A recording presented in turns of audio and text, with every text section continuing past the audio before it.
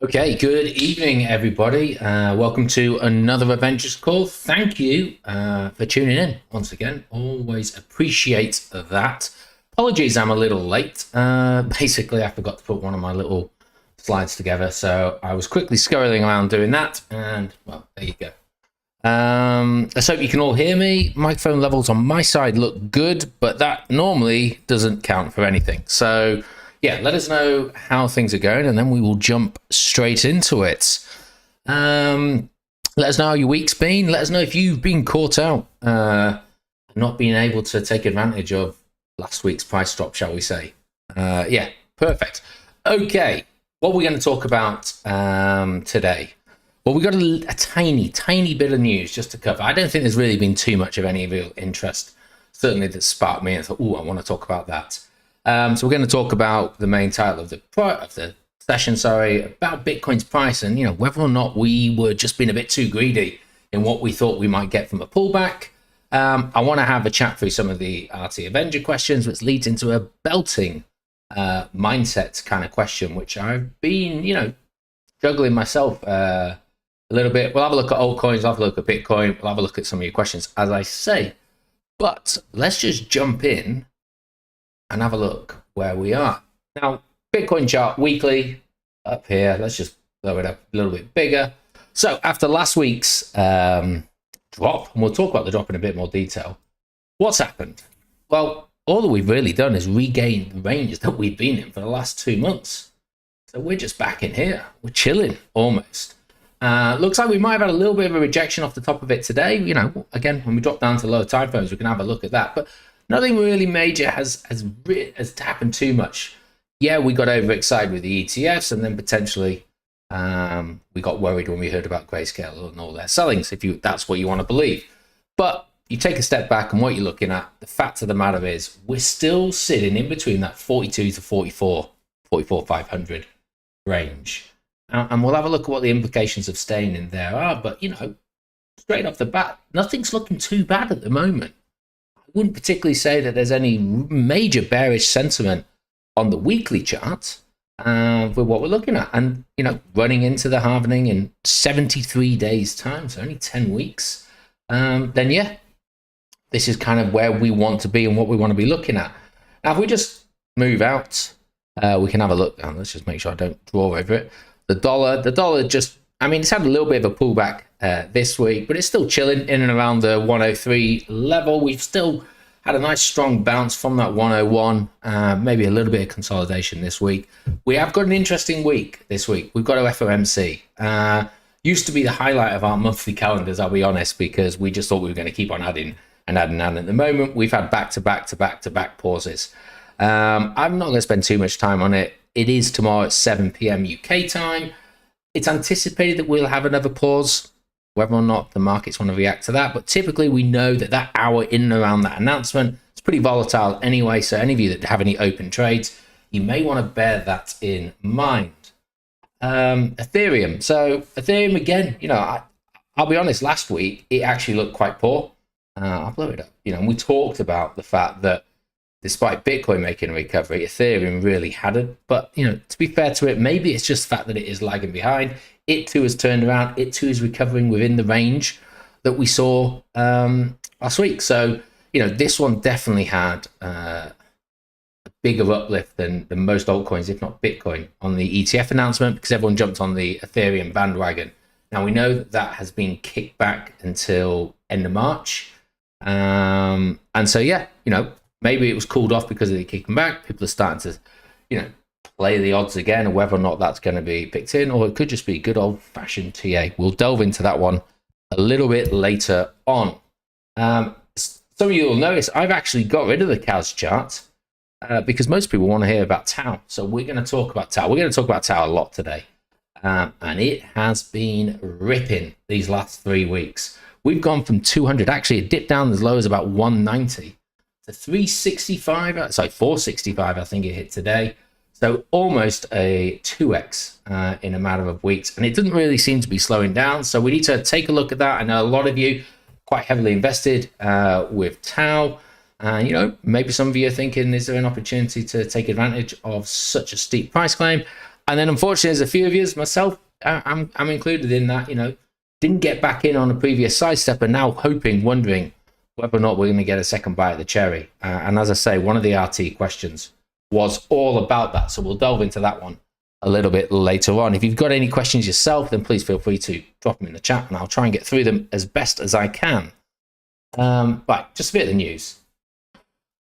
Bitcoin ETF ads may appear on Google starting Monday. So this news article came out on Sunday. So actually, I can update this news article to say that Google have now changed their T's and C's, or whatever you want to call it, to say that BT ETFs now can be advertised on Google, which is a fantastic opportunity given the fact that Google handles, as it says, over 100,000 searches per second. This type of adverts can certainly help reach a market outside of us, outside of those of us that actually know what it is, which is only a good thing. Yes, it may be ETFs, but you know what? We need grandma and grandpa to start thinking about moving their pension pot somewhere else, bringing that money into the crypto space and hopefully moving those prices upwards. Now, for me, nothing could be a more telling signal that the bull market is about to start than Google deciding that we can have the adverts. Because I swear, I didn't bother going back to look at it, but I swear right after the end of the bull run in 2021, beginning of 2022, Google kind of said, you know what, guys, Bitcoin's bad. We don't want anything to do with it. And they wiped their hands clean just in time for the bear market. And now the fact that they're ready to, jump off the back of that and profit off, hopefully, what will be a very successful bull market, suggests to me that we are there or thereabouts, as if we didn't already know it. But yeah, so a big change in the way that Google is managing their adverts and how that can go forward. And for me, it may seem like a bit of a noddy news article or a non-event, but actually I do think, over the next 2 years, that's going to really help to just advertise where, Bitcoin is for people who are unaware of it. And you just think when Bitcoin starts to make new all-time highs or getting closer to all-time highs, and we can see some of these adverts just really pushing FOMO for investors who have never thought to invest in something like this. I think that is going to be an excellent tool to do that. So brilliant. Good old grayscale. Okay, so this argument here kind of, I wouldn't say it necessarily contradicts the whole of last week's live stream, but we were talking about, is grayscale the cause of the dump? And actually I came to the conclusion, and maybe some of you did, that potentially it wasn't, because what we found was the ETFs were buying up all of this grayscale selling BTC, the sell pressure, should I say, pretty aggressively. However, this article seems to think that actually it did have an impact on it, and that was the reason that we had the price correction down to 38,000, not because of any TA or anything else that we may have discussed on this channel. It had to be attributed to something. But I still stand by the fact that grayscale, the selling pressure from grayscale was easily brought up, if not coordinated and timed for the ETFs to pick some up. And let's face it, they started selling at 48,000, and some of these ETFs would be able to buy it at 38,000. So they were getting a 25% discount anyway. Whether or not that was coordinated to help their buddies out, I don't know. But yeah, these guys have a different opinion. The reason I bring it up, though, is Grayscale. We'll try that one again.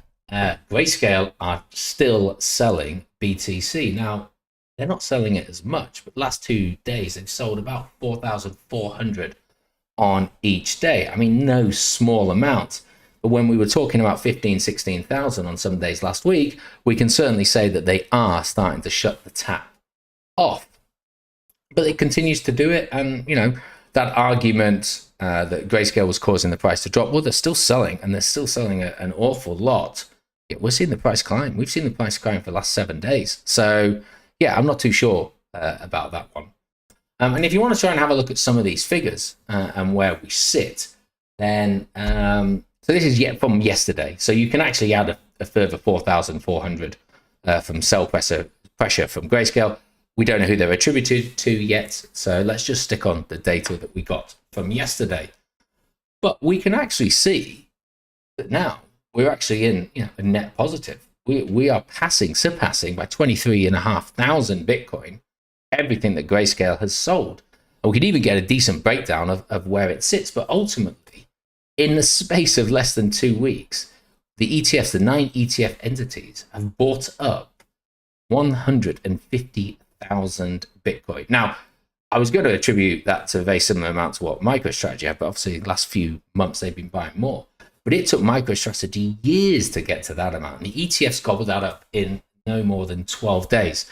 So, I think we can safely assume that Bitcoin is here. Bitcoin is going to stay. I think that final news article, whenever it's going to be, number 477, to say that Bitcoin is dead, it's over. We just need to see, charts like this that kind of say, no, it's not. We're gonna survive through this, and whatever ups and downs we may get over the next 3 to 4 to 8 years, however many cycles it takes to truly stabilize, it's not going away anymore because there is a demand for this.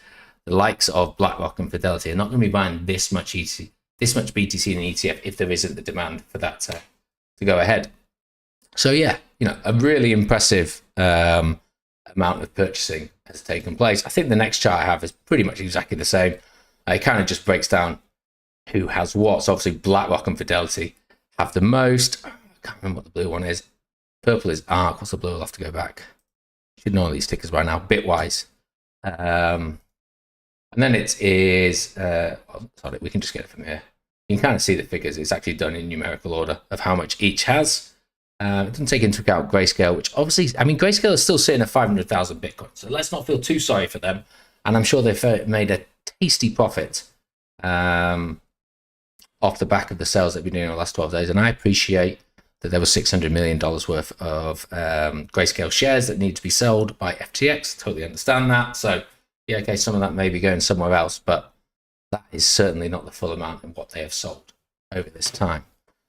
Okay, just one last final bit of news, maybe. I know we've talked about it in the past. Let's talk about Twitter, Elon. And we didn't talk about it last week, but there was a news article, several news articles that came out on the fact of that X, or Twitter, if you will, were developing payments. And we've talked about this payment system was going to be introduced. It's one of the main reasons that Dogecoin pumps as well as it does. But it actually seems to be getting closer and closer because X, Twitter, whatever you want to call it, actually created the payments page, which sparked rapid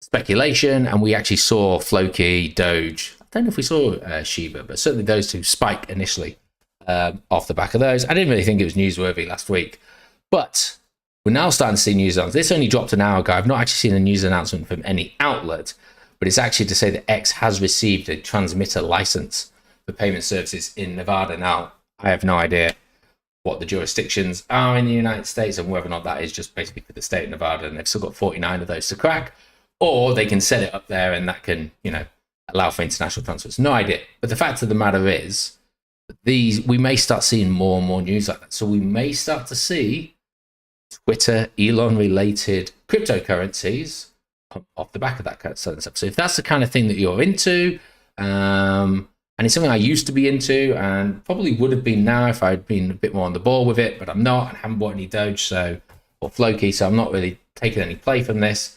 But, just keep your notifications on with this and start looking at the price of Doge and the others and just seeing if you can take advantage of it. Anyhow, let us move on. See, I told you I'd get through the news pretty quick. In fact, I'm so quick, I'm going to have time to close these down so I don't get lost in everything else. Right, let's have a conversation, shall we? Or a discussion, at least, about Bitcoin. Because I don't know about you, but I'm feeling pretty shortchanged. And I was hoping maybe, but expecting a little bit better than a 22% drop. Now, we talked last week about the fact that we've already had 3 22% drops. And surely history is not going to repeat itself again. But it's exactly what we ended up getting. What we saw last week's call was where the bottom went. Let me just get a price range for you. So we went from 49,000 to 38 or whatever. To round it down, maybe, 21.5. Let's call it 22% cash. So yeah, a 22% drop. And we saw an incredible bounce from then. Last week, we had the poll, we had the discussion about maybe 38,000 is the bottom, but we were still looking at some other levels that we'll talk about a little bit later on. But it does seem that the market and the sentiment has decided to move on. And 38,500 was the bottom that we were looking for. Whether or not it's the final bottom, we'll have to wait and see. But the reality of it is, this was eaten up within 10 days and recovered. And as we get closer and closer to that halving, you know, drops may well be eaten up very quickly. And maybe that's the problem that we have. The fact that our mindset is still a little frosty from the bear market. And we think we've got a lot of time here. But actually, we've got to remember the narrative is positive. The fear and greed index is still on the greedy side. There's still a lot of hungry people in the market. And actually, it's more of a buy the dip these days, a genuine buy the dip, rather than just an influencer shouting it any time Bitcoin prices drop. And people aren't just taking advantage of that. And we've got to be careful for that, because if, like me, and you still have a bit of stable coin on the sideline and you're looking for an opportunity to get in, whether that be with BTC or altcoins, don't be getting too greedy, because it can catch you out. And we'll have a look at some of those situations a little bit later on. But let's have a look at the price itself. And I'm going to try and do bullish arguments, bearish arguments, and just see where we are. But what we have seen, that 38,000, it bounced from there. Now, I've been onto high block and I've updated these. I mean, what is it? This is the high block chart. And I'll scroll down so you can see a little bit better. But you can see some significant clumps and a little bit of building up here. But between that, there isn't much. And actually, that's exactly what's reflected on this chart here. We've got some noise at 52,000, which, you know, obviously would create a 2-yearly high to get to there. And then we've got quite a bit of noise still around that 33 to 35,000 level. What is interesting is this 31.6 to 30,600 has been taken off. It's just gone. So, you know, whether or not people have just given up. And I didn't even scroll far enough down to see whether the 28 to 27,000 had gone. But, you know, people may have given up thinking that they're the lows we're ever going to get to. So, again, maybe sending us a message that actually big money is starting to give up on us, seeing sort of low 30s. Of course, that could be a double con, but I don't want to be confusing people by just constantly contradicting myself halfway through a sentence. I'll save that for the second half of this talk. But yeah, we found a bounce, we've climbed back up, and most importantly, we broke below the 50 EMA. We talked about that for a while, but last Friday, we climbed above it, we closed above it, and then ever since then, although we have tested its support, we have found that that has been a very strong support, and we have now launched ourselves off that, which, you know, is currently sitting at about 41,000. We're now sitting at 43.5, fairly comfortably above it. Now, that's great. That puts us in a very positive position, and we can have a look at market setup to see how we've got to there and where that may go. But for me, it's always a case of where are we with the 50, especially when we are talking about the daily. That's all I'm really interested in, that retest of it. And after that such a long period, retest, bounce above, broken below, we have cleared it. We are now clearing this high here. But you know what I'm going to say once I get the pen out? This year-long trend line, we're still under it. So any interaction we have there may be a rejection point. And that kind of level at the moment, if we shot up there today, it's 51,000. It takes us another week or so. We're probably talking 55.7 to 56,000. So those figures are going to come in important a little bit later on. But right now, this doesn't look particularly bearish to me. This looks relatively bullish. We've had a peak. We've had a sharpish drop off. You know, it looks on the weekly like it's taken over 3 weeks. It was actually 9 days, 1 day, 7 days, 1 day. So it was no time at all. We've come all the way back down. We've touched top of this. We'll have a look at some fib levels later. Then we've bounced back up. We've cleared the 50 and we're moving up. And to be fair, I don't think anything really right now on the daily, and we can have a look at the weekly in a moment as well, is suggesting that we may roll over. But we just need to be mindful of that. If I now take the fib level, where did I want to do it from? Remember now, let's try this one. It's way down. We're there. Okay. The one thing I was supposed to save this for the second part, but yeah, you know me, I like to contradict myself as I'm going through. So now what I've proven is that we may be getting to a sticky point. So what have we had from this? We've had the move down.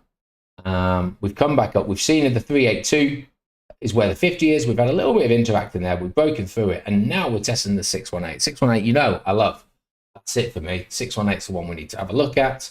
And then, should we break that? This trend line at the moment is sitting at 786. So again, fairly strong level on the fibs, and you can see why those are tying in. So not necessarily saying, because look, it's going to fall from here, because look, we saw that it broke through the 0.5 with very little trouble yesterday. But we have seen, and we have 4.5 or 3.5 hours to go before this candle closes. So it has wicked up to the 618, but we've seen that rejection down from it at the moment as things stand. We need to wait, it's 3.5 hours, and then we'll see whether or not that's a bit more of a valid thing. But it is spinning between the 0.5 and the 618. That's where the 2 wicks are taking us at the moment. Interesting to see. But what I was concerned about was when I went on Twitter and a few other places, some other discords, everyone was telling me we were being rejected at resistance. And I honestly, I couldn't really see where this rejection of resistance was. Maybe they're looking at sort of a lateral resistance of 44,000. I mean, there's plenty of other wicks or bodies in and around there, so yeah, I suppose. Or maybe someone's decided to draw a line here. I'll try and, tidy it up as best I can. And they've sort of seen this bottom one. Let me make that a little bit bigger so you can see it. Maybe it's just white. White's actually the worst color, but you get the point. And maybe that's it. But for me, yeah, okay, it has snaked along that and it has bounced there, but this is the one. If I'm talking higher time frames, I'm looking at this thick, solid line. So this doesn't necessarily concern me at the moment. We get a couple more days where it's not beating this line. Okay, maybe. Maybe we have to admit that it has got some strength to it. But other than that, no, I'm okay. I'm going to just wait and see where we go. Let's have a look what the next chart was all about. The weekly. So when we look at it from the weekly point of view, what has actually happened? Well, all that really happened, and this is what I meant, it's spread over 3 weekly candles, so it looks far worse than it actually is. This yellow line is just the halving, so nothing to worry about there, but just a visual representation of how close we're getting to it. But all it did was test on the 20 EMA, and then it's come back. It's got above the 10 EMA again on the weekly, remember, and it's built strong. And the weekly, the 10 EMA on the weekly, pretty decent. It's something that really helps catch it, and there's no reason at the moment to suggest it hasn't got there. Now, if I do, this won't be right. That's why I pre-do it. Yeah, it is. So if we do it from this move up back in September, up to close of the bodies around about 44,000, we can see that wick to 38,600 is exactly on this fib level here, and it's just cleanly bounced off it. So again, for me, there's nothing too much to worry about. And then when I talked on that first chart, when I was doing the intro, I mean, all we've done is just get back into a range here, really bad line. And for me, it's almost a bullish rectangle. I mean, the amount of interactions every week, it's hit this, except for this last week.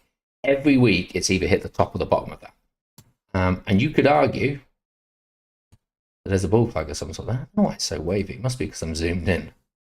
Can't click on it now. There we go. Clone it.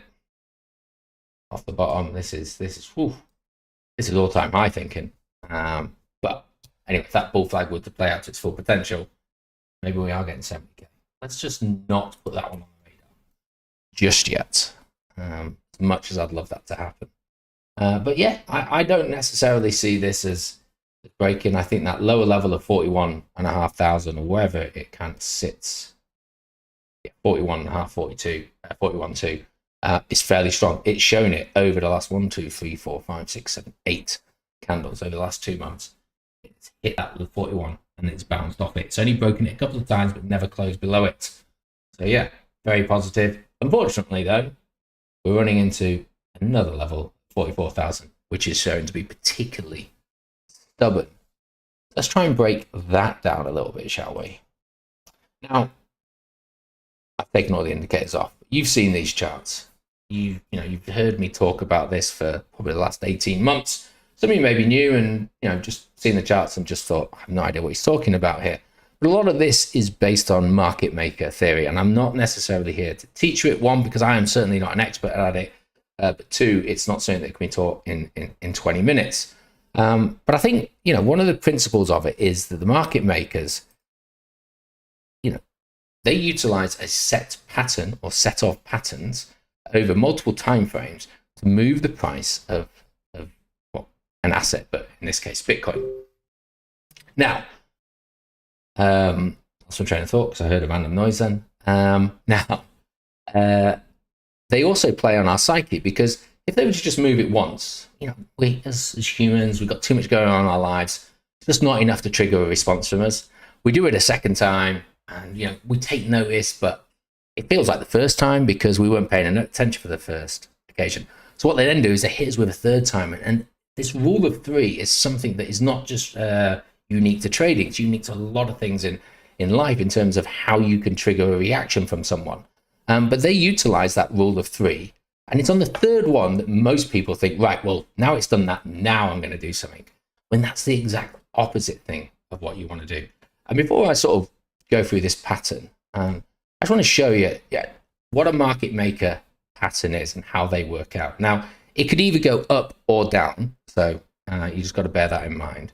But generally what happens if it was to play out, let's say hypothetically over a week, is you would have the weekend where it's relatively flat. Now you might have a false move on a Sunday night, but generally you have a move down, then a retracement, then a move down, then a retracement, then a further move down. So you got your three moves down there. Then you have a retracement, you start to have a move down, and that's when everyone thinks it's happening again, guys, we're going to do it. But actually we form that W that we talk about. We see the price then suddenly reacts, but we don't think too much of it because we just think it's going to go down. It takes a couple of occasions. Then we have that pullback to convince us, yep, it's going to go back down. Then it rises again. We think, oh, okay, we might be in a bit of trouble here. Comes back down.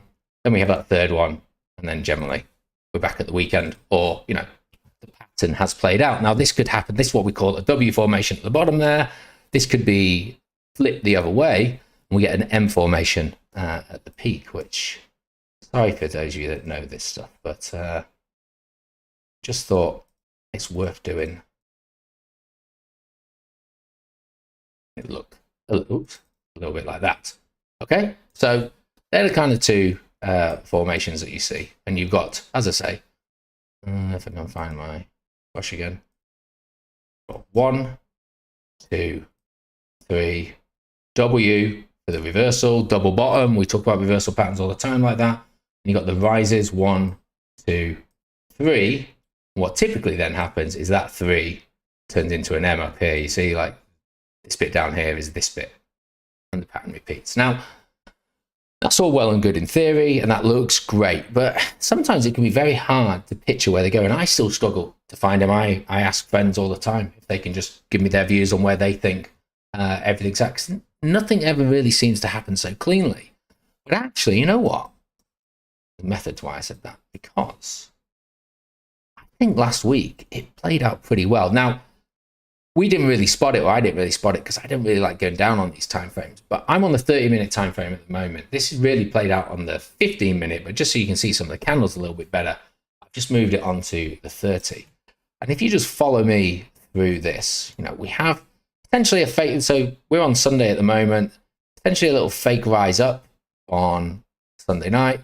Then we have a move down and back up and down and back up and then down. Suddenly we got our 3 drops. Got our W down here. We got 1, 2. I mean, maybe this is a long consolidation period. I accept. Move up 3, and then we're back into it. And that played out perfectly over a week. Now, what threw us is it wasn't split evenly, was it? This all happened. The W down at the bottom actually happened on Tuesday, the second day of the week. And so, a lot of us were thinking, we've hit that 38,500. I went on the call last week and go, yep, there's a potential this is where it turns around. I'm still thinking we might see it lower. Because on the higher time frames, it may not have formed as cleanly as this. And so we were kind of thrown off a little bit. But drop down on the lower time frames, and you actually may start to see this a little bit clearer.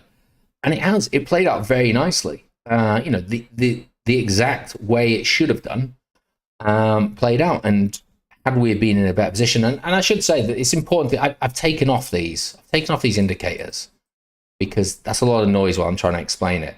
But you'll notice this 50 EMA, and I've kept that. And you can see that these drops and these pullbacks are interacting with the 50. Okay, that's the point. That's what we can try and see where this clear sort of staging element was. And that works quite nicely, and it has worked quite nicely.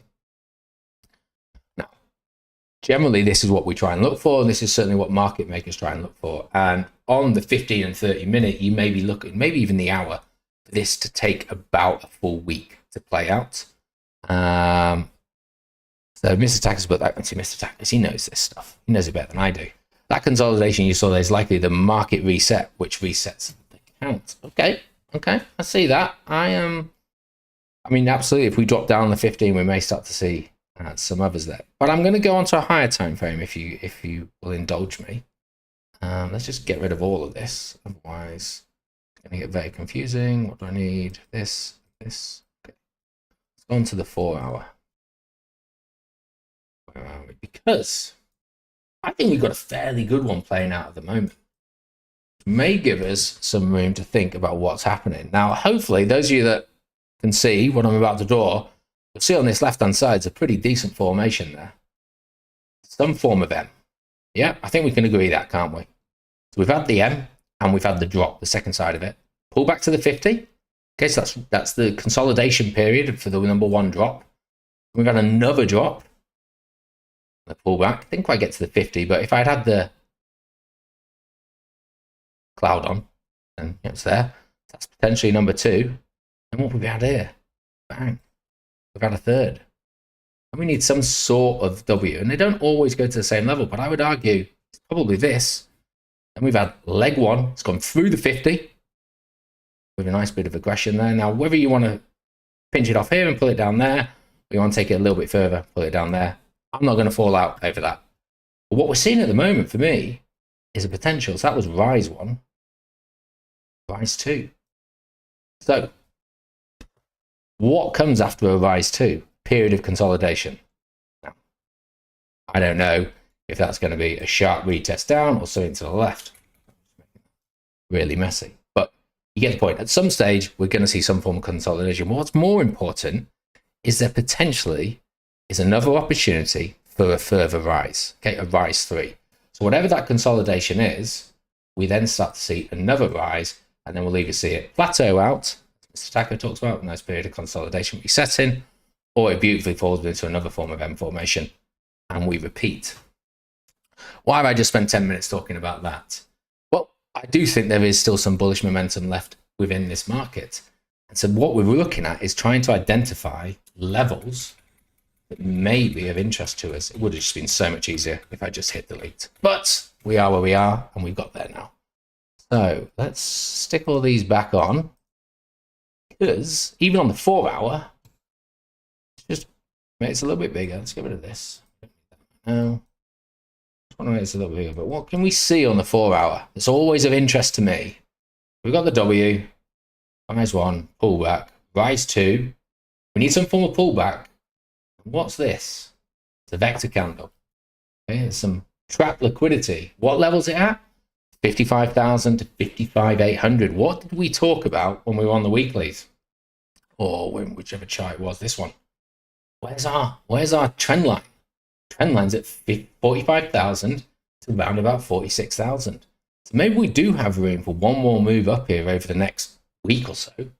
Maybe we then have that interaction here. Maybe that's where we turn it around. Now, there's a lot of maybes there. That's certainly an area that I would be looking to target. The risk to reward for getting into a trade at this stage is just not there, I would argue. But what it is that how does it react when it gets to that level? Have we seen a clear consolidation period? Was it a clear R3 move up to this area of interest? And what's it done there? Now, if it breaks through that with very little issues, I think we've got to really suggest to ourselves that we may actually be looking to retest 48 to 49,000. And you can't deny that that may not be attractive finally to get a second bite of the cherry. But in a much shorter time frame, I think we should be looking at a further rise on the 4 hour. So we'll work through what that means on the 1 hour and 30 minute in a moment. But an area of consolidation, a further rise up, further bullish momentum, and then potentially we start to see a consolidation, a reset, or a new set of drops. We shall have to wait and see. But that's what I'm looking at. Hopefully, Mr. Taka hasn't switched off because of my absolute bad alpha there. But that's what I see. Now, let's just clean that up. The daily.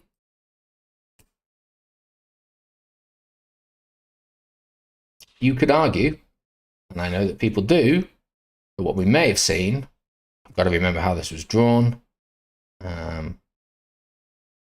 It was like, there was a consolidation period for rise 1. That's got to be rise 2, hasn't it? Has to be. I think it was a W down here. And rise 1, pull back. Rise 2. And into rise 3. And are we seeing on the daily second peak of an M forming? That doesn't mean that it has to form at the same level as the first peak. Doesn't mean that it's guaranteed to fall under or above. But are we seeing the second peak of an M forming? And on the daily, which takes months to play out, potentially we then start to see some form of a drop. And again, look at these on the liquidities, 50% level on that daily vector is at 44.5. The top side of that is at 45.5 to recover it all. And then if we get into this, the 50% zone is bang pretty much where we turned around on there. So yeah, I think there's definitely room for it. Now, I obviously drew you a beautiful picture of what the ideal market structure looks like for one of these. And I accept that this one down here on the daily doesn't look anything like it. But, we've got to take, as Mr. Tackers points out, that, areas of consolidation form, and they don't always have to go down. We're looking for, no sharp movements up or away or anything. And I think we can safely say that that is acceptable. It is in my book anyway. A strong move up at the beginning of October, consolidate through November, strong move up beginning of December, consolidate, strong move up for ETFs, and then back down. I've made that chart look pretty messy. But anyway, so, the point why I'm trying to make that is, yeah, we could well have been left hanging. But this is why I always encourage, make sure you're just trying to re-educate yourself on other things. Even if you still like whatever strategy or style you like looking at charts from, it never hurts to just try and take other people's points, and they might clear things up. Now, you can't go off. If this is the first time you've ever seen it, I've shown you 2 examples, and one of them might be kind of iffy. So yeah, I recommend you try and have a look at them further. But I can assure you, a lot of very good traders utilize this method, and it does work out. And as I say, had we looked at this both on the 4-hour, had we looked at it on the 30-minute and the 15-minute, we would have seen that last Tuesday was a reversal point. Had we looked at it on a 4-hour, we would have potentially seen that we, had an opportunity to see that rise and pick a BTC bottom around about 40k for a long up. But we can now see that we're potentially about to run out of steam. Now, there's no guarantee of how long that's going to go, consolidation for R2 and the rise into R3. But when you then tie that into what you're seeing on the daily, you can potentially start to look at some levels and thinking about where you can take some profit, set some stop losses, whatever it is that you're looking to do, or then look to start to take a short. And that's exactly what the market makers do. And I don't really have time. If you're really interested in it, just hit me up in the Discord, and I would point you to the videos where I talk about it in a lot more detail about why they do it, how the market makers are placing their longs and shorts against what we're doing, etc., etc.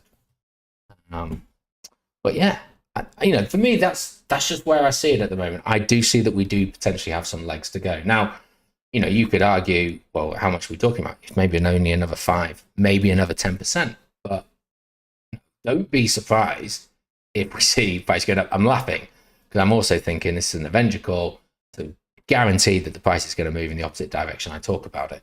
But don't be surprised for those of you that are wondering why we're still so bullish, why we need that correction. Don't be surprised if we start to continue to see that bullish momentum.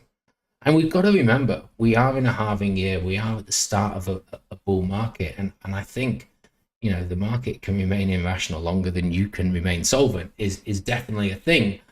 And there is greed. There will just generally be greed in the market. And you think that These are extended periods of greed.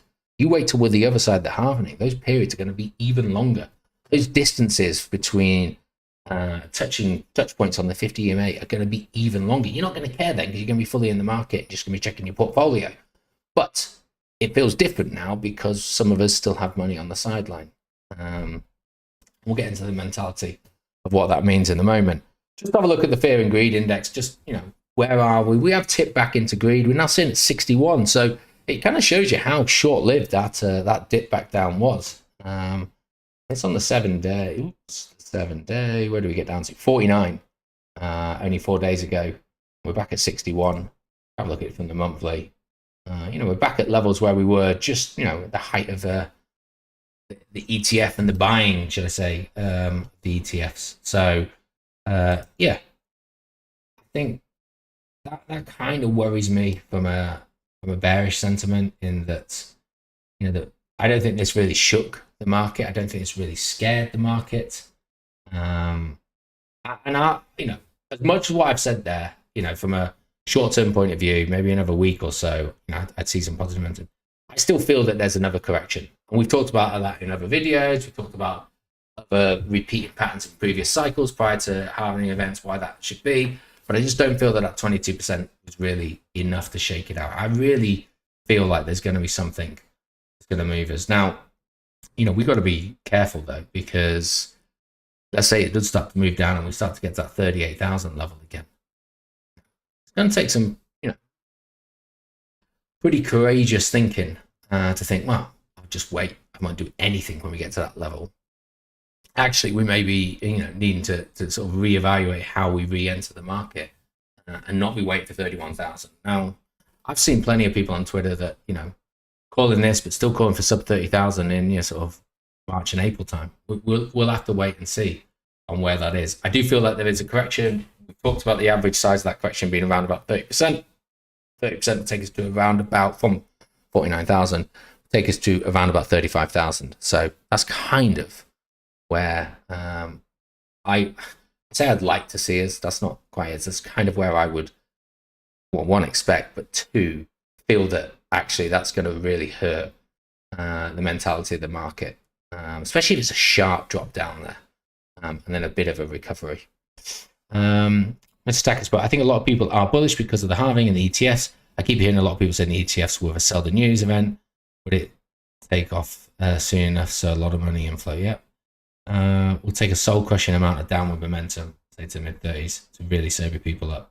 Yeah, it will. And I understand the argument now of why the likes of BlackRock, etc., going to allow the price to drop that much now that they've invested so much. And I get that, but we know there are bigger forces out there. Grayscale, well, it has been bought up at the moment, don't get me wrong. But there are liquidity providers that will be looking to capitalize on retail's FOMO. And again, I imagine BlackRock can stay solvent far longer than you can. So they can continue and they can afford and can keep on buying. They're in this for the long haul now. They're not in it like we are, to get out in 18 months' time with a bit of money in our back pocket and then consider a 12-month break before getting back in. Now they're in it now, and they're going to make their money from the fees, yes, and from creating some form of volatility to at least incite investors to come in. Okay, right. So that's kind of it for Bitcoin for me. If I think of anything else whilst I'm talking about other stuff, I'll happily come back. Motoring through. So let's have a look at a couple of questions. There weren't too many. I don't know if Chris is on the call. Chris, if this was you, thoughts on alt? Why do I mention that? Problem is, there are 1, 2, 3, 4, 5, 6, 7, 8 alts. No idea which one you want me to talk about. So I haven't looked into it. So if you're on the call, maybe I can at least have a look at the price. But otherwise, you're going to have to be a little bit more specific, I'm afraid. So anyway, going to your other question about Zero, and apologies. I hand on cards on the table. I was going to do a video, do the the research document, etc. And it's just not finished. And the reality of it is, I have, where is it? I have my script and all that for the research video I was going to do on zeros, but I then started working on a presentation for the cuddle, which took a lot of data crunching, which is a shame because I actually now can't make the cuddle, which is a bit annoying. So I'm not sure what I'm going to do with that presentation because it's relatively time sensitive. So I'm not too sure how that's going to work, but it really needed interaction. So I don't know, I'll have some thought about that. But I utilized a lot of time to try and pull that together, knowing that the information I was putting on a spreadsheet was feeding the research token spreadsheet, if you will. So I haven't really gone into it. I know I said that I liked A0 and I kind of left it at that. So, well, what is it? I mean, I don't want this to turn into a sort of a research segment because I'd just rather not. It's basically a layer one. I think that's just, it's a layer one. If you are interested in thinking that layer ones are going to do something and the fact that people need layer ones, then certainly have a look at it. From looking at it from just on the surface, it may not seem like it's got anything different about it. But actually, it's very focused towards privacy. And it also has, which is I think, quite unique. It kind of has, how can I phrase this? It has like a layer 2 already built into the layer 1. So it's not like another dApp needs to come along that provides that level of privacy and also interoperability, which is, I don't know of many others that have necessarily done that. It's got fairly decent tokenomics. Yes, it's got an inflation rate of about 30 million tokens a year. And how that's split up with stakers and to the foundation and all that kind of stuff. But it is something that I am interested in. I had quite a few layer ones. I sold some off because I said to you, I wasn't particularly paying attention for the likes of Multiverse X and I suppose Matic's not a layer one, but and so I had some spare funds left, and I just thought I'd put a very small amount into this one as I see the potential for it to grow far faster because it has such a small market cap compared to some of the established layer ones than some of the others. And that was really just the thinking behind it. So I appreciate, Chris, that I've not gone into too much detail necessarily on that. But, if you want to have a look at it, it's coming sat at 224, the overall market cap, and it's under 300 million. But there was a time when down to so October before the move, it's actually about 60% of that, which I really shouldn't have done that maths in my head. It's around about 160 million it was at. It's had a fairly decent move. Now the circulating supply is catching up. It did originally have a total supply of 300 million, but as I said, it's got an inflation rate of 30 million every year. And then obviously it's been going however many extra months beyond that. Got good socials. It's on most exchanges. You see that. Now, what I would say from a price point of view, it ain't doing too good right now. So, we've had it peak at 185. Nice little double top there. It's fallen. It's lost the support there. And actually, maybe a wonky head and shoulders, but my real worry in there. You stick this bad boy on the weekly, and I tell you what, looking like a pretty nasty double top at the moment. So we got a neckline, I don't know, maybe 86 cents. We get down to that and lose it. Ooh. I suppose you may call the neckline down at 72, but yeah, it's kind of feeling like it's going down. It's below the 50, it's below the 10, it's below the 20 EMAs, and it's falling hard. So this may be one just to sit on your hands if you are interested in it. Just wait to see where the price is going. Most of our old coins have climbed, but this one has steadily declined over the last 1, 2, 3, 4, 5, 6, 7 weeks. So from a TA and a purchasing point of view, I'd be sitting on my hands. I will admit that I bought some at 150, and then I bought a bigger bag at $1. So that's kind of where I am. When I say big bag, relative from where I'm at in my overall portfolio. So yeah, sorry, Chris. I hope that one helps. Right, this is the big question. Oops. There's also put one in. Jay asked a question in Discord. I just copied it over. I was talking about Tau. And we're talking about how much it has. Hey, Tim's there. Tim, are you still in Australia? Or are you back in the UK? Anyway, and that's kind of like just me and you having a conversation. But I just saw you there. How you doing? Hope you enjoyed your trip. If you are back, hope you're enjoying it. If you're still over there, Jay and I, or not Jay and I, we were just talking about Tau. We were talking about its move that it's made, and Jay made an interesting point, which I want to kind of spend a bit of time talking about. It may take a while, so apologies. He said that he's only half allocated into Tau what he'd like to be. Now, he didn't go into any particular figures, but he was wondering if it didn't come back for a decent entry, wondering whether just to necessarily abandon it, probably a poor term, but to look at a better option of deploying any remaining capital. And I think that opens up an excellent avenue of discussion, because there's so many different facets of what he's asking there into how we trade, particularly how we trade cryptos, and particularly how we trade cryptos over cycles. First and foremost, you've got something in there. So you've DCA'd in to a level in which you felt satisfied. So great. I don't know what you got in at. I know a lot of the group was, somewhere between 170 and about 320. Someone who's got in at 320, that didn't look too good until 2 weeks ago. But that's the whole point, isn't it? But now it's all about what the most important thing you will ever do trading, whether you're trading gold, silver, Forex, I don't care if it's beans, yeah? It's risk to reward. You've got to understand what your personal risk to reward is and where you want to go. Because you're right. Had you been looking to get into Tau at, say, $200, that looks far better risk to reward than where it currently sits at $450. Now, to understand the risk to reward, you do have to make some assumptions. And that's kind of what I want to spend some of my time on. It was really interesting on the trading pub, because I know Simon went through this. And for those of you on the trading pub, you know that I contributed quite a bit to it. Why did I contribute to it? Because this was what my talk at the Cuddle was going to be all about. And so it was. I hadn't told Simon what I was going to talk about, and it's very interesting that he started to talk about it. But what I try and do when I see a token, like for example, sorry to backpedal, I was playing a trade with Link, and if you remember, for over a year, Link was ranging between 5.5. Let's get a chart on. Weekly. So if you remember, we had this, didn't we? Yeah. And Link was just trading between it. And, at several times, I was just playing the rectangle. Okay. So selling near the top, buying near the bottom, selling near the top, buying near the bottom.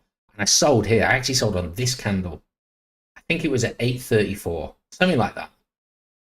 Expecting, for the last year it's done this, so it'll come back down, and it didn't, and it shot straight back up, and it never looked back. And I've never rebought Link. I love the project. I've spoken highly about it for a very long time. But what I had to do was I had to look at my risk to reward. So what do I want to get out of that project? Now, when I was buying it at $5, I could quite conceivably see 10x on the card, maybe more, but certainly a 10x. Minimum criteria for most things that I'm looking to invest in are a 10x. Now it's suddenly sit at $15. I'm not thinking that that's as palatable, because if it does only do, say it only gets to $50, and that's only a 3x now. And so can I better allocate my funds somewhere else? Now you need to be able to make those decisions, but you need to understand, well, what data can I necessarily use to try and give me a figure somewhere in the future of where this could go, so I can try and understand whether or not the risk reward is still there. Now, I do think that Chainlink will go higher than $50, don't get me wrong. But what I was looking to achieve with that, then I just didn't feel that it's going to get there. Now, if it gets sub $10, it will cross some of my thresholds to think, well, actually, maybe there's an opportunity. But to be fair to looking at the Link's price, it doesn't look like it's going to be getting to sub $10 anytime soon.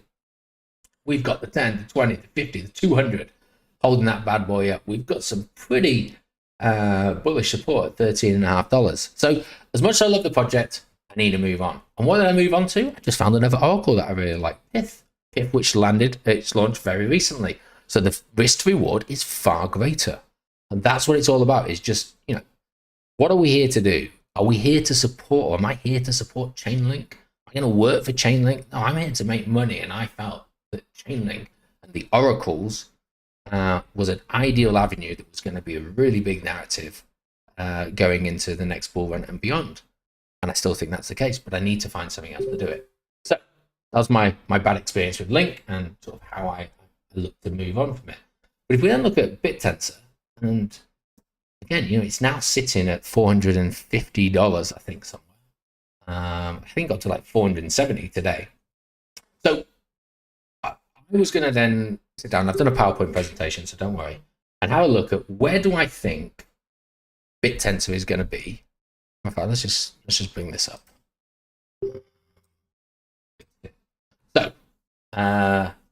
So, sorry, Han, what was the new project you mentioned that you were looking at rather than like Pyth? Pyth. Pyth. So anyway, so what I was trying to understand, and Simon went through exactly the same calculations on Thursday, is what is my risk to reward if I get in now? Because if you've already, let me take this a step back. If you already own some, then your risk to reward actually does diminishes. It's not as risky, because if you buy some extra now, you're just moving your average purchase price higher than what you were originally. So it's not like your average entry is 440. It'll be whatever it is and however many you bought at this price. But I'm looking at it from, I'm sat on the sidelines, I missed the boat. What do I do? Right. Well, let's look at some facts. Now, you think that the price is important, but it actually isn't as important as you may think.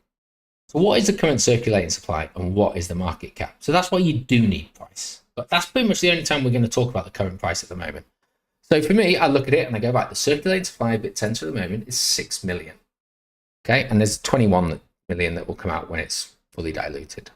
But its current market cap is 2.7 billion, which is impressive, guys. I mean, this was 1 billion only a matter of weeks ago. So it's climbed up. But what is its total market dominance? So if we look at the total market cap at the moment at 1.79 trillion it was, when we make the calculation of what 2.7 billion is from that, I can tell you it rounds out at 0.15%. And as I mentioned last week, when it was 3.5, it was actually only about 0.1. So it's actually already gone up 0.5%. So that's useful to know that with that market cap, that's how much market dominance it has. But you've got to try and take that a little bit further. Okay, so what we want to understand is what's the price going to be in and around Q4 2025. And I appreciate that this is kind of repeating some of the things that Simon talked about, but my figures are different and how I got to it. Because I'll be honest, I saw a couple of YouTubers do it this way, and I thought that's a brilliant way of doing it. Let's just apply that to some of these. Obviously, change some of the figures around to where I think stuff's going to go. But BitTensor, we can see what the emissions rate is, and we know the circulating supply is exactly the same as what Simon said it was going to be. It was 10.5 million by end of next year. Now, just think about that. In the next 18 months, there's going to be almost twice as many BitTensor in circulation. So that's just something to bear in mind, okay? Right. Now we need to have a look at, we need to work out, well, what can the overall market cap be? And what will the market dominance of BitTensor be? So, this, I appreciate this is a bit of plucking numbers out of the air, but I tried to use the same numbers that Simon did. So let's just say minimum, the worst case scenario we could possibly have is that the market cap is 4 trillion. Then let's look at a plausible scenario to suggest that it might be 7 trillion, and a mental scenario, one that's just gone absolutely parabolic. The overall market cap, total market cap of the crypto space is 10 trillion. Okay. So now we've got a market cap figure. But what about dominance? Well, we've got to sort of give us a left field and a right field, and then somewhere kind of in the middle. So, market dominance. Well, let's go minimum. I don't think it's going to do any worse than it currently is at the moment. So let's just say that it maintains it. For whatever reason, the whole market just grows the same speed at which BitTensor does, regardless of how well it does. It never grows any further. So it's 0.15%. Something that's more plausible. Now, I've gone with a fit 5 to 6x, and I'm going to explain why after I've done the figures, because there's a lot of different charts with different things on. I think it's going to throw stuff around. But suffice to say that looking at a lot of tokens, how they performed, from previous all-time highs to bear market bottoms and back up again, and timing where that sits with how we want to exit the market, for something of this size and this market cap, plausible 5 to 6x. In market dominance, which gives you anywhere from 0.75 to 0.9%. Hopefully I've keeping you all there. And let's just say we could go with an absolutely crazy scenario and market dominance 10 exits. And I know on Thursday, Simon was talking about far greater than that. Simon was talking about 100 exits. And I question, and I did on Thursday, how logical that is. But so I'm going to stick with 10. I think 10x of its overall market cap, and you'll understand why I think that's a pretty tall ask in a moment. So it gets to 1.5%. Okay, everyone with me at the moment? So let's run some figures. And you'll be surprised to see, unfortunately, I suppose, maybe not. If we get a minimum market cap of 4 trillion, and we have a minimum, we maintain our current dominance, we're actually only going to get to 6 billion. And that only equates to 571. I know you're thinking my calculations are wrong there, but you've got to remember we nearly are doubling the circulating supply. So everything is all about circulating supply in Q4 2025. Okay, that's what it is. What that is at the moment is only to achieve what the market cap is now. So actually, taking the minimum and just taking really pessimistic and suggesting, you know what, I'm no moon boy on this. I love it. I love it. I love it. I love it. But I'm just trying to think completely rational, not putting any of my emotions in. It just maintains where it's at, 0.5%. It actually is only going to be 571. Now, do I think that's the case? No, I don't. But that's where we sit. Okay, let's look at a plausible outcome. So the plausible, 7 trillion market cap. And I've done two figures here, so you can take your pick. So at 0.75, it's a 52.5 billion, which gives you 5 grand per token. Pretty impressive. There's not many tokens in the last bull run that got that much. Okay, you know, I mean, I appreciate there's total different tokenomics with lots of different tokens, but I think you can name on both your hands and your toes out of 22,500 tokens that were over 5,000. 63 billion at 0.9, you're talking about 6,000 a token. And if you go from the mental scenario and it 10x's, then you're talking about 14.285. But even that isn't sufficient information, I don't think anyway. We've got to try and then factor in, well, we're looking at some outcomes there, but we need to try and get a figure in our head which is more plausible. We can take an average of those. So that's what I've done. So all I've done is I actually added all 4 up. So 5, 6, 571 and 14,285 and divided it by 4. And we got a Q4 2025 average price of 6,464, which I know some of you will be upset because only 4 days ago you were told maybe 74,000 per token. But I think this is a more realistic figure. I'll explain why the market dominance is important, why I think that a little bit later on. But that's not the thing that I'm talking about. All that's given you is a number. Going back to Jay's question about should he look for another opportunity, the point is, where's your risk to reward, and also what's your return of your investment? And that's the big thing. And if price is at 440, that's actually still a 15x. Now, for me, when I did this in my head yesterday, I was kind of thinking we were looking at less than a 10x. But actually doing the figures here, and that's still appealing a 15x.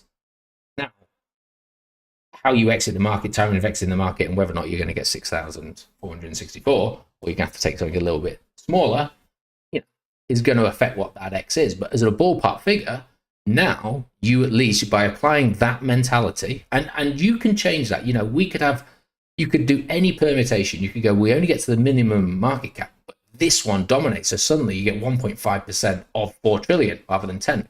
And of course, it's going to change it. But try and just, you know, put aside any emotion you may have on any of those tokens and have a look at where that goes. Now, hopefully you're still with me. So a lot of that information that I got was from BitTensor or from CoinGecko. And I do suggest, you know, if there's any token that you're looking at, you can apply that to anything. You just got to find the information. You just need to know what the market cap is at the moment, what the current circulating supply is, and the price for now. You need to know those. And then you just need to know what the emission rate is going to be and where it's going to be round about Q4 2025. Now, I just took December 2025. Of course, we may exit slightly before those. We may get slightly better. But, you know, that's what you can do. And then if you don't like the figures I've gave, you can try and work out where you think market cap's going to be. But I assure you that Getting above 1% in market dominance is hard. Okay? Very hard, in fact. 1%. I know this sounds silly, but there's only 100% when it comes to market dominance. All right? With Bitcoin, Ethereum, stables, and some of the other big boys in the top 5 eating massively into that, that is hard to crack 1%. Really hard. So the example that's given all the time, though, is, well, look at what ADA did. ADA went from 3 cents to $3. I know it did. I was part of that. But that story on its own doesn't add up. I'm going to show you why. Anyone know what's wrong with this chart? Or what's on this chart? I'll tell you what's on the chart, and you can tell me what's wrong with it. So we have got ADA price, which is the bars, although it doesn't look like bars because it's so zoomed in. Let's just do this. So we've got ADA price on 1, and then we've got ADA's market dominance as the orange line. Anyone want to give me a clue? Because you've got to remember, at one stage, it went from 3 cents to $3. Everyone remember that? What's the problem with that? I'm trying to give you as much time as you can to type it in before I think I'll just spoil it for you. The problem with that is that this didn't follow the bull cycle. So this had its own narrative that pumped that up to, and let's not kid ourselves, it pumped it up to 4.5, nearly 4.5% of the overall market cap. But when did that happen? 1st of September. Well, what use is that to us? If we're looking at exiting our positions when Bitcoin hits its cycle high, which we kind of work on the fact being Q4 of 2025, because it's been Q4s every other time before that, this ain't going to help us. This isn't going to help us at all. As a matter of fact, in the time it took to get from September to when the market ended, it went from 4.5 to 2.6. It drastically lost its value. And that's the point is, yes, okay, I accept that thing like ADA, which was a smart contract based project that didn't have any smart contracts. I completely get it. It went out of control and mental, but it didn't do it in a predictable manner. It wasn't like it did this in alt season. It wasn't like it did this at the top of the market. No, this just did it outside of the market. And if you were following that, stringent rule of, oh, well, this actually could 100x. And so because that could 100x, BitTensor could 100x. Yeah, but it might not 100x when you want to get out of the market. And so what are you going to do about that? How are you going to play it? So we can only go off the data that we can use, and we've got to keep that data consistent. And any time that you throw out data that breaks away from consistency, it's probably because you are too much involved in that project. I love BitTensor. I love it. This is not like how I've sometimes shat on Casper. I think this is a game-changing project, and but I'm just trying to put all those emotions to one side whilst I have a look at where this is. Now, so we actually know that by the time it got down to here, it was actually only 2.6 of the market. So, it already lost 50% of where that was. And we don't need to necessarily go into how much of a growth that was. I think you probably get the point I'm trying to make, that one example of ADA being able to do 100x and massively increasing its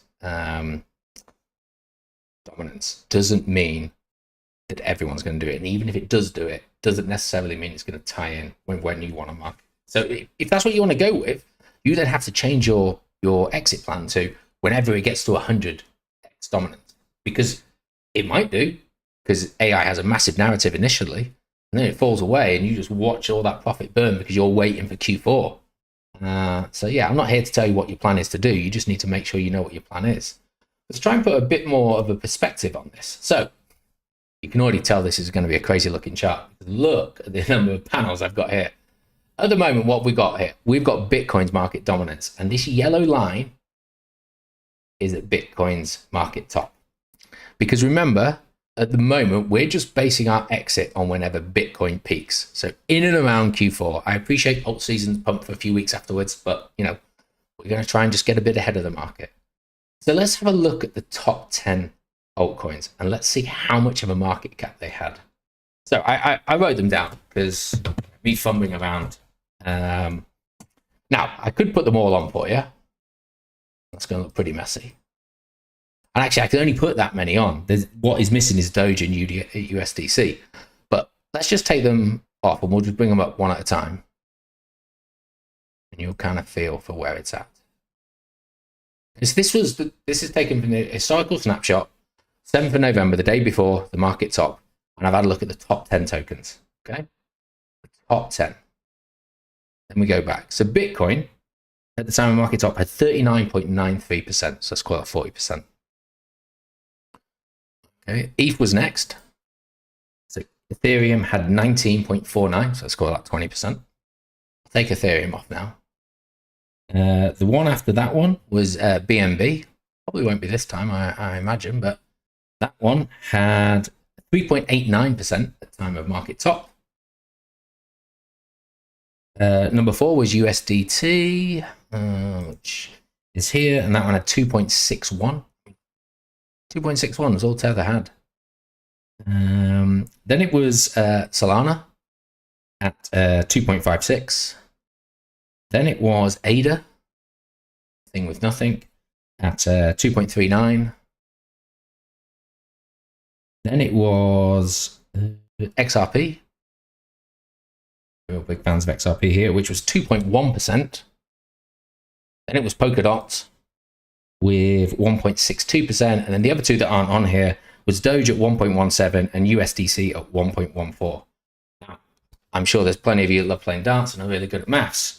That adds up to 76.9%. The top 10 equated for 76.9%. Let's just call it 77%, which meant the other 22,490 tokens that were around in 2021 equated to 23%. So when I say that a token is going to breach 1%, that is a big ask. It has to do something astronomical, because the other thing you're not considering, I'm sorry if I'm laboring the point here, is BitTensor may do well and its market cap may grow, but to assume it's going to be able to leapfrog, and it has leapfrog, don't get me wrong, I could be proven wrong tomorrow. This is any token I'm talking about here. We're on the assumption there that why will others underperform? Why won't others just increase at the same rates? Yes, okay, there'll be some moving around, but generally, once Bitcoin's done its thing and its dominance drops off, most tokens of those 22,500 maintain whatever they had. Yes, there's some little bit of moving around when you're in the 0.0005 of a decimal, but generally they all move up, and you've got to think, well, actually the top 10 are pretty well established. Actually, a lot of the top 10 have been there for 5-6 years. So what's going to move them? What's going to move Solana? What's going to move ADA? What's going to move XRP, as much as we hate it? What's going to move USDC? What's going to move Ethereum? What's going to move USDT? Okay, so that's already 6 or 7 when you add BTC in there. So then you're only talking about 3 spots. My views on Polkadot. Doge can obviously go away. But so that's tough to get there. And that bottom one of 1.15%. And if you go back to my PowerPoint presentation, my mental expectation is 1.5%, not 10%. No token outside of Ethereum has ever done 10% in a bull market.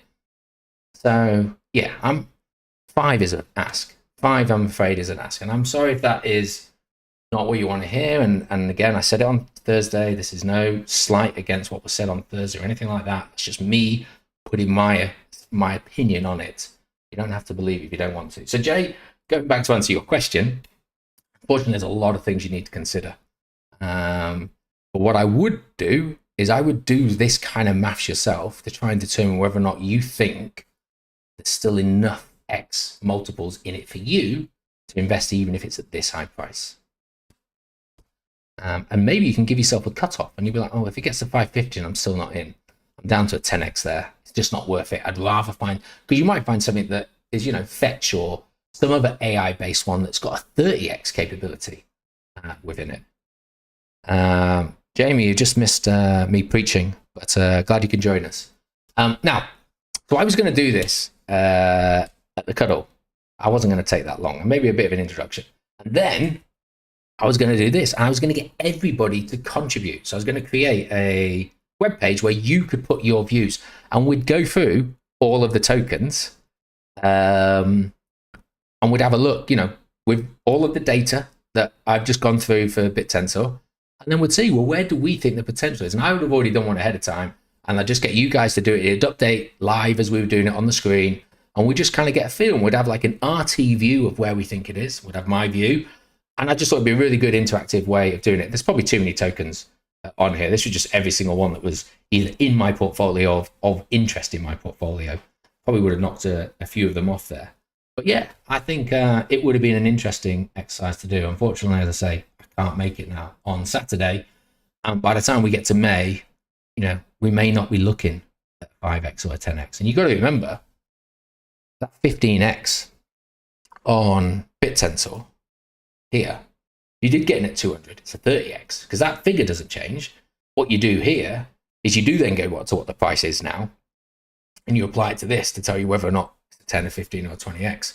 So by May, if it is at 600, suddenly it's dropped down to a 10x, and suddenly we don't have as nice a picture there as potentially where we're at. So that was just, and it would maybe, by just doing that, may open your eyes to other opportunities which you may not have looked at, because you'd just be thinking, oh, well, I don't like that because I'm already in this. Well, yeah, but it might have a better ROI. And if that's the case, maybe you might want to think about reallocation. Anyway, that's just my 2 cents there. Am I going to talk about Gold Fever or not going to? I don't know what NGL stands for. I called it not going to lie. I can have a quick chat about it, Jamie, in a moment. No problem. Right, there was one last question.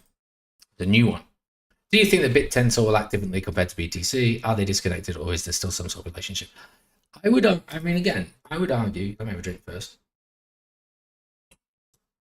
Yeah. Over a long enough period, no crypto is disconnected from BTC. Yes, they have their own ups and downs as narratives in that shape, but ultimately, in a bear market, Bitcoin is dumped and everything else dumps. Yeah. In a bull market, Bitcoin goes up and everything else goes up. And yes, we do see.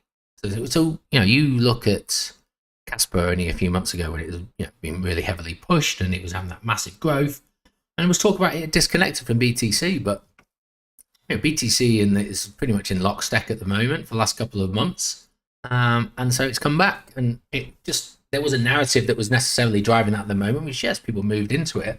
So I think everything breaks away for a while, but ultimately everything in crypto is tied to BTC because it's the king, and that's why it's called the king. And if you were, which you can't, but if you were to kill the king, credibility in all of crypto would go away because you can't live without the king. So my opinion is they're not permanently disconnected. I do think that there is movements, and it's clear to see by looking at dominance charts for BTC or Tau or whatever versus BTC, or any token versus BTC. There are times where it changes, but go far enough out, BTC moves down, generally does move down. Okay. Any questions on that? I mean, I know that's probably a lot to take in, and maybe some figures that you don't agree with. I mean, does anyone not agree? Does anyone think I'm wildly wrong? Or, I mean, I'd love it if it was the other figures, the Thursday figures, but I can't sit here and say that that's where I look at it. It's just always how I will be.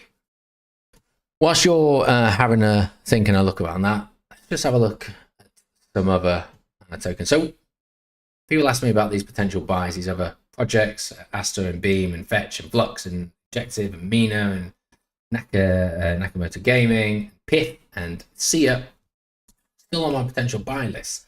Manta has been bought, so it's moved up.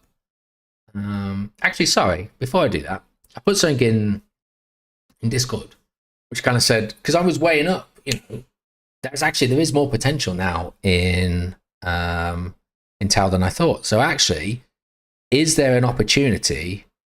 Sorry, Colesford, did your calculation also include the increase in total market? Absolutely, it did. So all those calculations on this side were all based on this circulating supply, so the new circulating supply.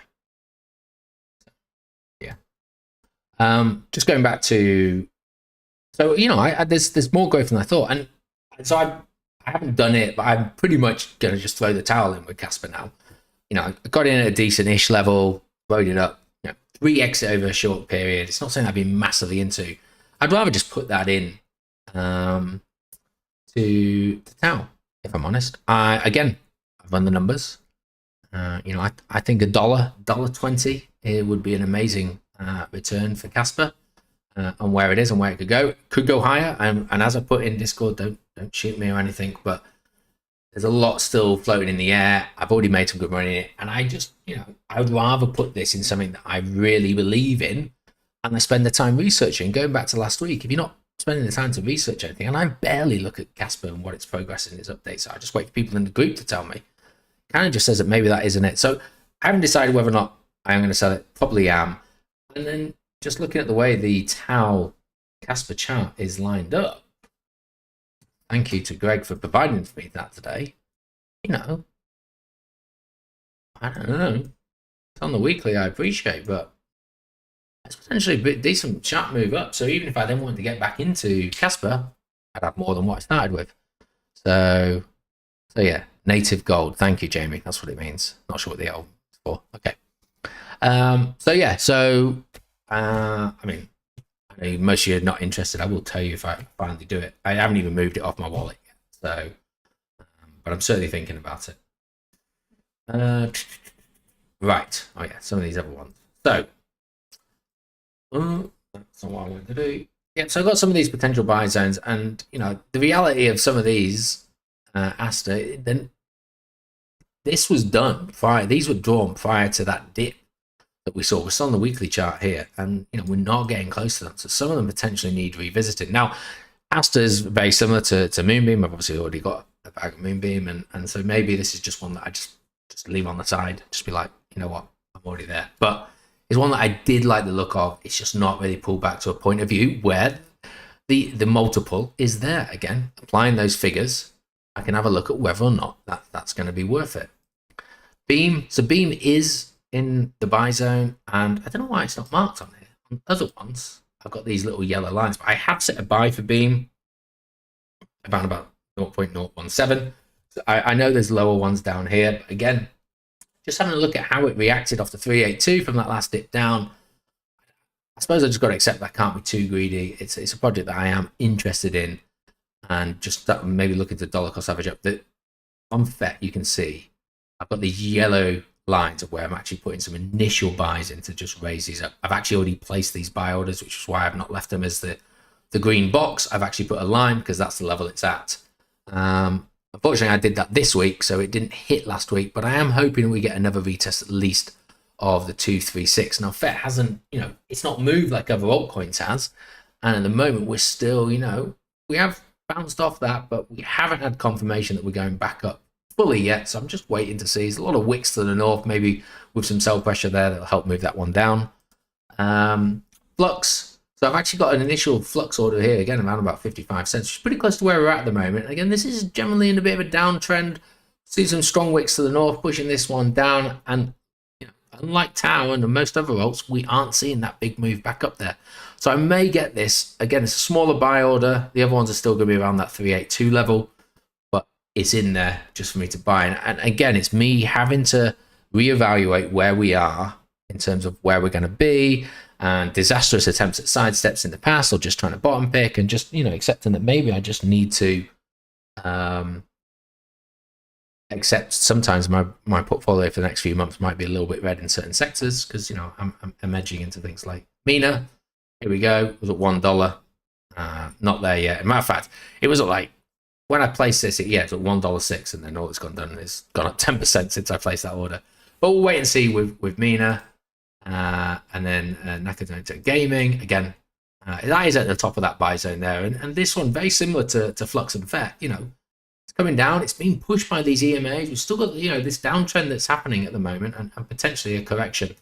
And I'll get onto, Bitcoin dominance in a moment. If I missed my buy at 40, and I want in on this one, I may just have to bite the bullet and just buy something. Going back to missing out on Chainlink and everything else, I really have to have a think about this. I'm going, and then see her again. Again, I don't know why it's not marked, but it was down at around about 55. And of course, as soon as I placed it, price has gone north. But we'll just wait and see. I think it's reevaluating some of these buy zones, and it's not 100% in at these levels. still DCA targets. Probably not really looking at this one. I mean, you think about it now. It's bottom one here, 21 cents. I mean, it's got to, it's got to lose 70% of its value to get down to there. Just feels a bit of a big ask, unfortunately. Okay, missed a few things here.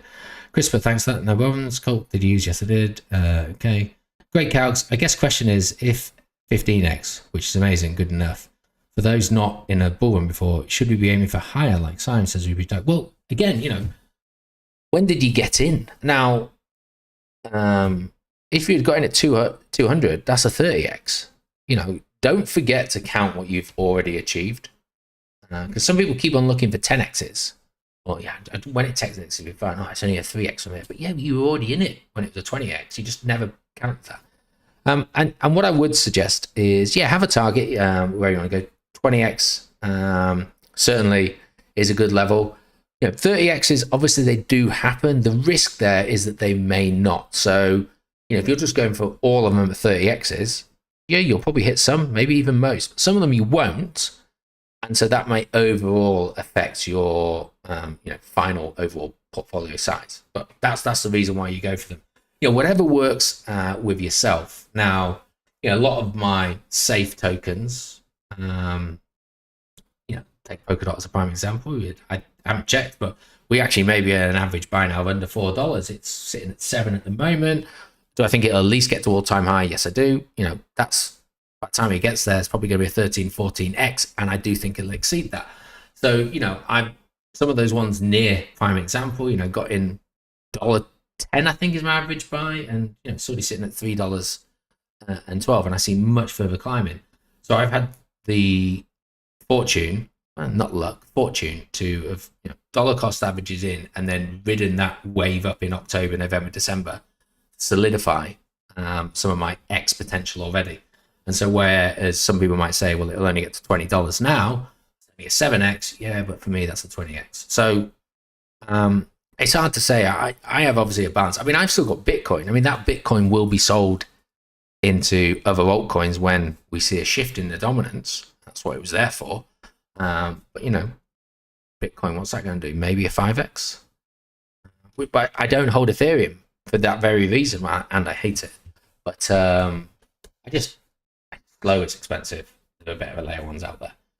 Not necessarily that I hate it. But 10x. Yeah, 23,000, 10x. Pretty impressive. You're reevaluating your buy zones is what I was asking last week as a possibility when you said no. Perhaps I didn't frame the question well. Okay, Chris. Hopefully that helped. I mean, last week, I was still thinking that we might get down to 35, and I still think we will. But I just gotta be ready to actually take action and get in. What I don't want to be is it gets to 36,000, say, and I'm still sat with 15% on the sideline because I was waiting for it to get to 35 and whatever the equivalent in altcoins were. I want to just ease my way in like I did all last year, but doing a much more compressed time frame. And hopefully it gets through there. So Jamie asked me to talk about token called Gold Fever, I think it is. And someone asked about this a few weeks ago. It's a crypto game. I think one for a better. Now you can actually download and play the game at the moment. I'm waiting for the website to load, but didn't want to do that. And when I talked about it, I was probably a little bit initially dismissive of it, just because I looked at the price action. I kind of said, well, kind of flatlined. I haven't looked into it, but if I was, I'd choose the other one. But Jamie actually went and actually did quite a bit of looking into this and kind of encouraged me to look into it. So I downloaded the game, and it's a bit of a faff to get it started. But what I will say, I'm not going to play the gameplay trend.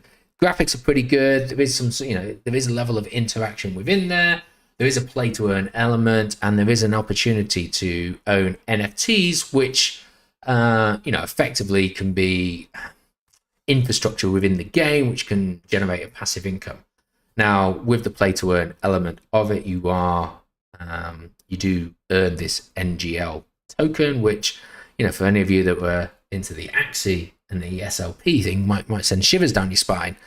But actually, because it has a market space, and it has these, these NFTs that turn into infrastructure within the game, which then people can use, whether that be planes or boats or just buying stuff or whatever, then there actually is a genuine need to own NGL, so to buy it and to sell it. So it's not just about sell, sell, sell. There's definitely still some questions that I have, and I know I've joined the Discord group. I know Jamie has. I think Jamie's trying to organise a call with one of the key developers to have a chat about it sooner. I think from a gameplay point of view, this sort of like an exploratory world. I don't know if it's an open world. I've not played it enough to see if there's any like boundaries or restrictions of things that you can do. The game still is, early days. But I think it has potential. It has an opportunity for it to have, that kind of addictive factor to it, which will just encourage people to play for longer, and then to play for longer and to upgrade, and all that kind of stuff. And there's, how can I explain it? I probably need to explain it a bit better. But there's an opportunity to go as co-op and work with other people. But if you don't, then you could get attacked by people. There's there's a strategic element to all this kind of stuff as well. I think there's many equalities which, if as a game it's marketed well and it reaches the massive, and I can see that people would pick it up, would play it, and would be invested in it. Yes, I could see this game quite easily working without the need for cryptocurrency and crypto token, of course, but that's not the point. There is one within there. So there's some other things there. Jamie said the map's actually bigger than Grand Theft Auto 5, which is pretty big, and they've only opened up 5% of the map. There you go. So I think I probably gave it a little bit of a discredit. I haven't bought any yet. But that's not true. I haven't bought a decent amount. You kind of have to buy a little bit to start off with. But I've not bought an allocation for the portfolio or anything. I think I just want to explore it a little bit further, which now I have a bit of free time to do because I won't be presenting on Saturday. But yeah, maybe I threw that one under the bus a little bit too quickly. But that's what you get when you give me 1 minute's notice to look at a token. So, yeah, okay. I realized we're about an hour and a half in, and to be honest with you, I think I kind of covered everything that I wanted to talk about. I don't know if anyone's got anything they want to sort of either ask or comment on. What I will say about, I will try and find a way that we can interactively do that tier sheet. I think it'd be good. I'm not sure just sitting on a YouTube call. I kind of like the interaction doing it. Maybe we'll have to break out the old Zoom call again or something. I know I used to have problems with those. Maybe it's resolved itself to try and do that. What setting is your 50 EMA cloud? Is it a default indicator? It is indeed. It is Trader's Reality. And you get more than one thing in Trader's Reality. But if you go to indicators and you type in Trader's Reality, this guy, Tino, he's the first person that I came across who talked about market maker theory. Very good. Another one is Trade Travel Chill. So have a look at both of them. They both put videos out on YouTube.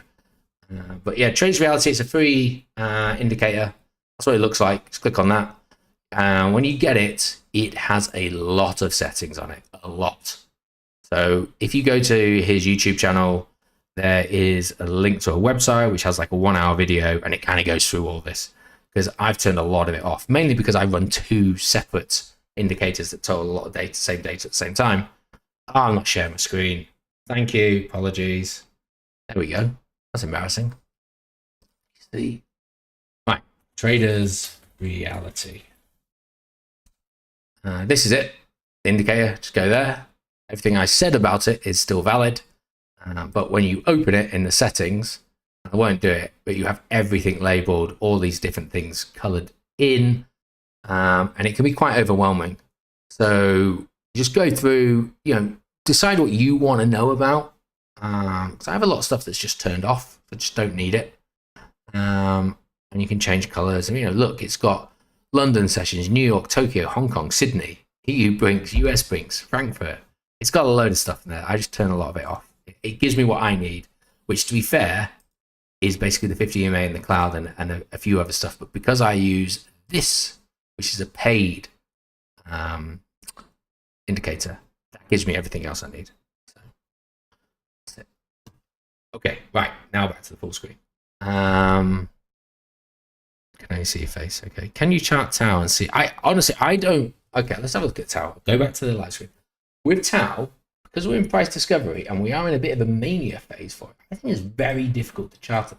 I mean, what am I going to draw upon? Let's have a look at it. I mean, we're in price discovery. I could do a fib. We kind of see, okay, up to there, it bounced down to the 236. Maybe, maybe you could use some of these. 586. But I think really, for me, the problem we've got now is sentiment. It's obviously very hot at the moment. It is picking up. Those that are in the know that it has, increased nearly 100% in, a matter of 8 days. So that's very positive. If you're looking at these, we've got the 10, the 20, and the 50. Let's get on to different charts. You can see them all a bit better. Turn that on. So yeah, it's started to, to spread out. Those are fanning quite nicely. There are some vectors that you can maybe have a look at. But we saw here, it left the 50 EMA. It touched it 83 days later. It'd gone from $50 to $200 and odd. So, there's no guarantee it's coming back to the 50. Areas that I would be looking at, it needs to retouch at least the 10. So that could happen in a matter of days. But even as it's peaking up, you maybe only get to like, 390. I'd like to think that, at some stage, maybe not immediately, we'll have to go to the 20 for a retest. And we may, if we're lucky, have a look at sort of claiming some of this vector candle and it tying in with this coming up. But, it is moving independent of BTC. It has a lot of positive momentum behind it. If you were to throw on an RSI, it is overbought. It's overbought in every time frame. So, and there is bearish divergence on those time frames. So that's the price there. Price goes higher, but that goes down. Price is up here. Price is higher, but this has gone down. So there's definitely bearish divergence. That doesn't exactly say when it's going to happen. The stochastic RSI is also very high in the positive. It's pretty much at 100 at the moment. So I feel like there'll be some sort of retracement. I wouldn't be, holding out for. I mean, if you can get in sub 300, I think that's probably a good level. But the way it's moved in the past, I don't know how long it's going to take for it to turn around. Especially if Bitcoin's going to continue to move up a little bit as well. So yeah, unfortunately, that's where I'm at with that one. I don't know if that actually helped at all, Ben, but that's where I see it. There's no trading pub on Thursday because of the cuddle. So, yeah, as I say, unfortunately, I won't be there, but I will make every effort to be at the next one, which is back in May. If there are no other questions, thank you. 8 minutes over. Apologies for that. Yeah, it should be interesting. Like I say, have a look at those levels. The Rise 3 maybe at 45,000 BTC level. Tau, if you're looking at it, yeah, if you're still on the sidelines waiting for it, I mean, it's going to need to retrace, but 390, if it reacts off that 10, you may need to sort of just bite the bullet and get them back in. Similarly, the 20 is going to be about 350, and if you're lucky, it gets down to the 50 EMA at around about 290. But I won't be hanging around this time. I'll accept a small loss because I got out at 262 and just go from there. Right, everybody, enjoy the rest of your evening, enjoy the rest of your week. I will obviously be on chat all week. I'm going to try and finish that sheet with all the other ones that I've done over the next week and then get it out after the cuddle videos come out. And as I say, we'll try and work a way to have that interactive discussion before the prices move too much. Have a great evening, everyone, and I shall speak to you all soon. Cheers now.